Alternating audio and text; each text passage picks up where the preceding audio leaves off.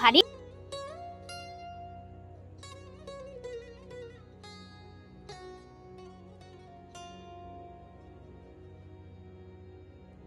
রাধে রাধে, সবাই কেমন আছো? আশা করি সবাই খুব ভালো আছো।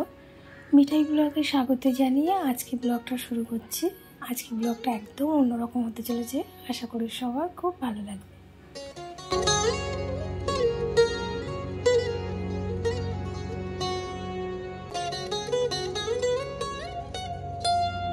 এখন প্রায় 8:30 মতো বাজে।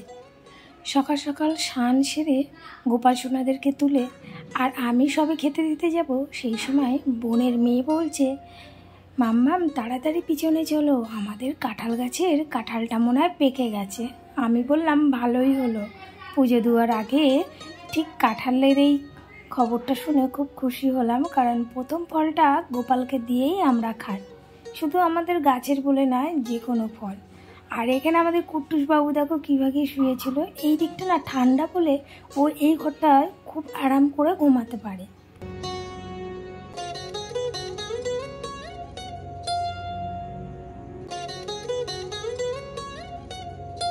আগে যখন আমাদের এই পুরনো ঘরটা ছিল তখন অনেক গাছপালা লাগানো ছিল, এখন জায়গার অভাবে আর নতুন ঘর হওয়ার জন্য সব গাছগুলো কেটে দিলেও এই কাঁঠাল গাছটার কিন্তু মায়াটা ছাড়তে পারি না, কারণ এই কাঁঠাল গাছের কাঁঠালটা খেতে খুব সুন্দর স্বাদ, মজা করে সবাই মিলে খায়।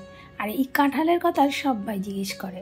দেখো কাঁঠালটা একটু হালকা হালকা পেকে এসেছে, আর কাঁঠালটা কিন্তু অনেকটা ভারী, কাটতেই পারছি না কীভাবে কাটবো। তারপরে ভাবলাম ওটার থেকে কাটলে মনে হয় তাড়াতাড়ি কাটা যাবে।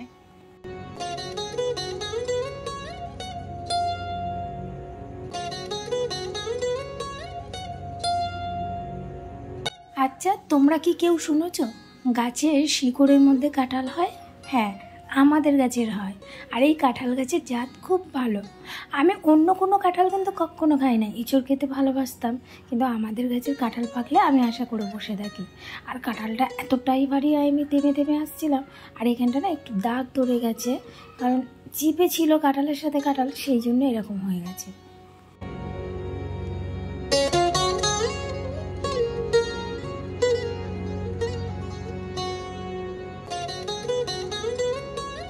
এই গরমের জন্য ওদেরকে স্নান করিয়ে বোস করিয়ে রেখেছি, আর ভাবলাম যে বড়োদেরকে জামা প্যান্ট পরাবো না, ছোটোদেরকে পরালেও আমি বড়োদের পরাই না, কারণ ওরা একটু হেলদি তো, সেই জন্য গরম হবে বেশি।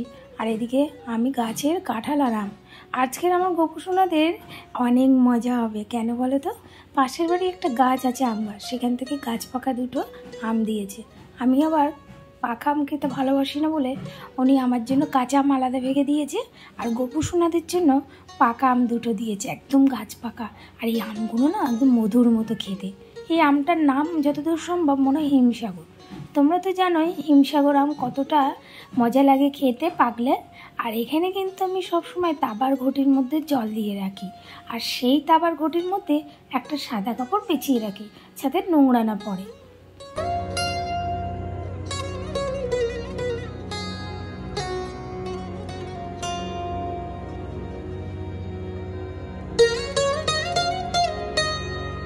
যাদের বাড়িতেই গোপুসোনা আছে এই কাজটা কিন্তু অবশ্যই করো। এই একটা পাত্রের মধ্যে তুলসী পাতা, জল, কাপড় পেঁচিয়ে রেখে দিও, এতে জলটা ঠান্ডাও থাকবে আর জলটা কিন্তু কিছু নোংরাও পড়বে না। যাই হোক, আমি কিন্তু প্রত্যেকটা দিনই এইরকম জল রাখতে ভুলি না, এমনকি শীতকালেও কিন্তু আমি জল রেখে দিই আলাদা ভাগে ওদের জন্য।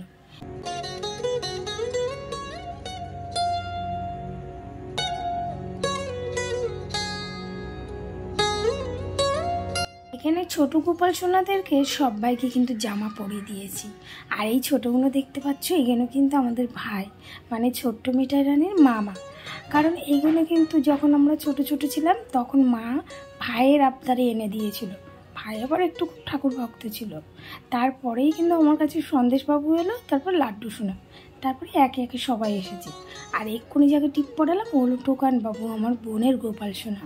আর ইনি তো মানে বিশাল একটা কাণ্ড করেছিল আমার কাছে আসার জন্য, সেটা নয় অন্য একদিন অন্য ব্লগে বলবো, এই ব্লগে বললে অনেকটা বড় হয়ে যাবে। চলো সবাইকে টিকা পরানো হয়ে গেছে, এবার খেতে দিয়ে দিই।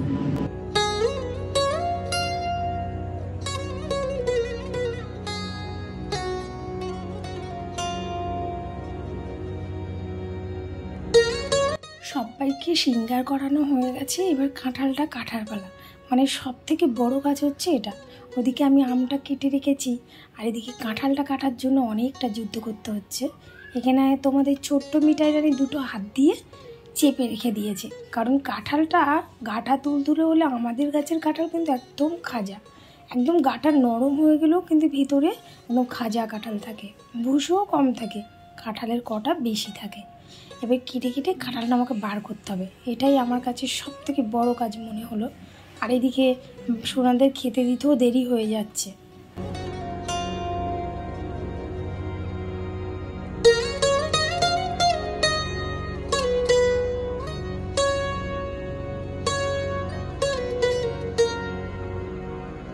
অনেক যুদ্ধ করার পর তারপরে কখনো আস্তে আস্তে বার করতে পারছি, তারপরেও আমার কাছে মনে হচ্ছে অস্বস্তিকর, কিন্তু কিচ্ছু করার নেই। মা থাকলে আমাকে কাঁঠালের কগুলো মাই ছাড়িয়ে দিত, মা তো নেই, সেই জন্য আমাকে কাঁঠালের কগুলো অনেক কষ্ট করে বার করতে হচ্ছে। আর আমাদের খাজা কাঁঠাল তো একটু সমস্যা হয় বার করতে।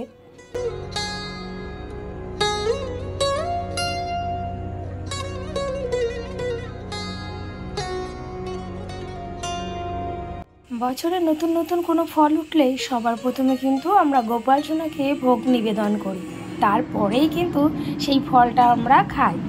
নয়তো কিন্তু আমরা সেই ফলটা যদি গোপাল সোনাকে না নিবেদন করি তাহলে সেই ফলটা আর কিন্তু খাই না, এরকমই করি। আর কগুলো দেখো এত সুন্দর, আমাদের কাঁঠালের ওই যে বললাম ভুষও কম, কিন্তু কাঁঠালের কটা একটু বেশি। এই কাঁঠালটা কিন্তু খুব মিষ্টিও, খুব মজা লাগে এই কাঁঠালটা খেতে।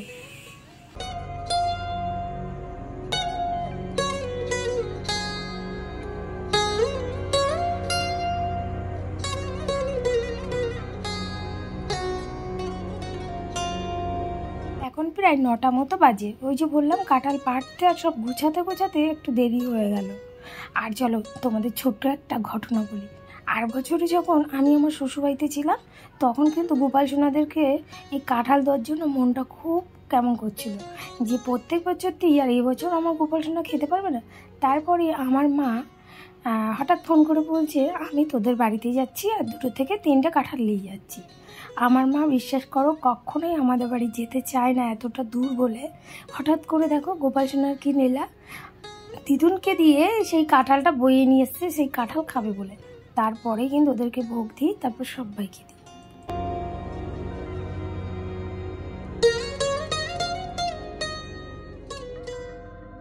সবাই আমাকে একটাই কথা বলে যে তুই কি করে সময় পাস।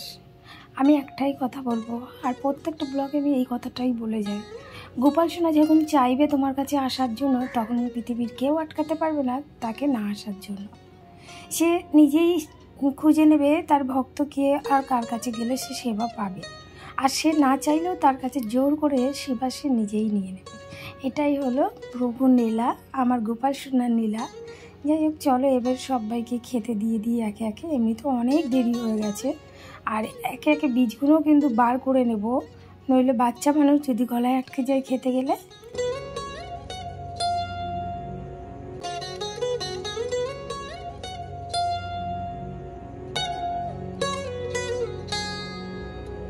তোমরা হয়তো অনেকে বলবে গোপাল তো একটাই, তাহলে একটাই তো রাখতে পারো, এতগুলো কেন রাখো?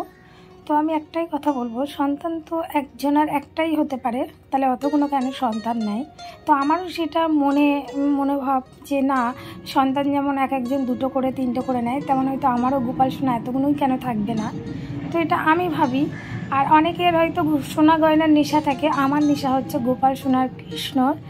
তো আমার হাতে যখন কোনো টাকা পয়সা জমে তখন অনেকেই ভাবে, মানে কারোর কাছে জমলে তারা ভাবে হয়তো যে জিনিস কিনবো সোনার, কিন্তু আমি ভাবি না আমার গোপাল সোনা নেবো। তো আমার সত্যি সেবা করতে কোনো অসুবিধা হয় না। অনেকেই বলে এতগুলো গোপাল কোনো অসুবিধা হয় না, সত্যি আমার কোনো অসুবিধা হয় না। আমি